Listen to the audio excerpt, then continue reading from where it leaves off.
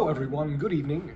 My name is David Getson and this is Pattern a Day, where this day we're having 4 patterns because we are catching up from a bunch of productive busyness as we go through Christopher Alexander and team's book, A Pattern Language, pattern by pattern, discussing the rules of thumb applied to the world of design and architecture. Next up, number 29, density rings. So what's this one about? Different areas of different levels of density in an area. What's the problem that they're taking care of? People want to be close to shops and services for excitement and convenience, and they want to be away from services for quiet and green. The exact balance of these two sounds like downtown and the suburbs. That's how it's usually solved. But we all know of the terrible problems of congestion and boringness that this solves.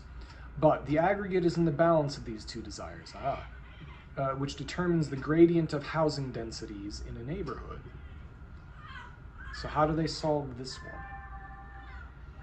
Therefore, once the nucleus of a community is clearly placed, meaning that they talked about this last pattern with the eccentric nucleus, which is the little, like the mini downtown of a neighborhood, which wherever you see this, it's very pleasant to have. There are plenty of neighborhoods in subdivisions that don't really have that nucleus anchor.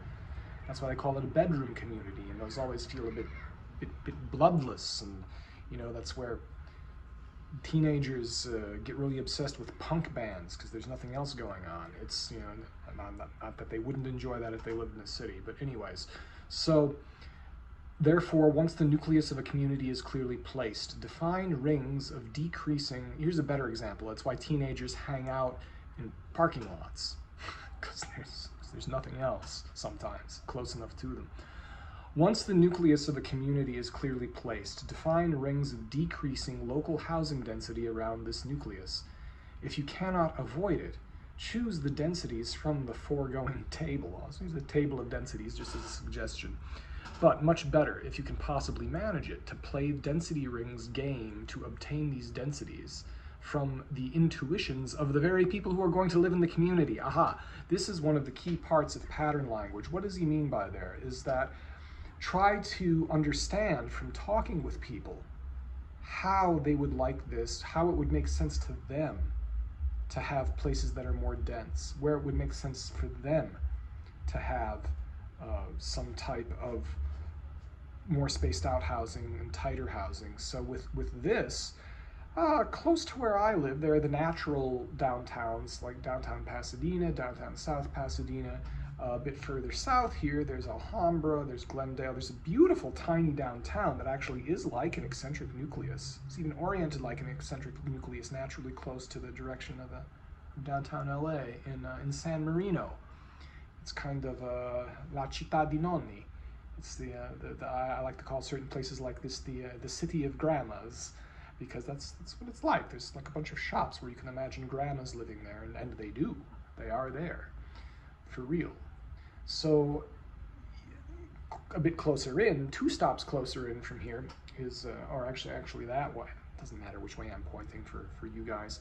But over in Glendale, they have an example of this about the natural intuitions. There was a really nice urban planning called the Americana, which is a bunch of kind of hotel, apartment, and shopping that they put in a place where they have these density rings. You have the office buildings around it, and then you have the houses kind of around that, and the Americana is kind of right in the middle of this kind of downtown focus of Glendale, and you have the radial, you have high density in the middle of it around the Americana, and then fading off from it, you get lower and lower density. And yes, it does work very, very nicely. And I don't think they did this from a table. They actually did. They may or may not have been aware of this pattern, but this is the whole point of a pattern language, is that people who are just paying attention to what works really well are going to come up with naturally solutions that are along similar lines. And so it shouldn't be surprising that when people were doing a good job with building design, good job with architecture, good job with urban planning, which I think they really did with the Americana in Glendale, you get this type of situation of density rings. And it's, 10%, the old percentages, people's, new percentages, they come out with these tables of the distances.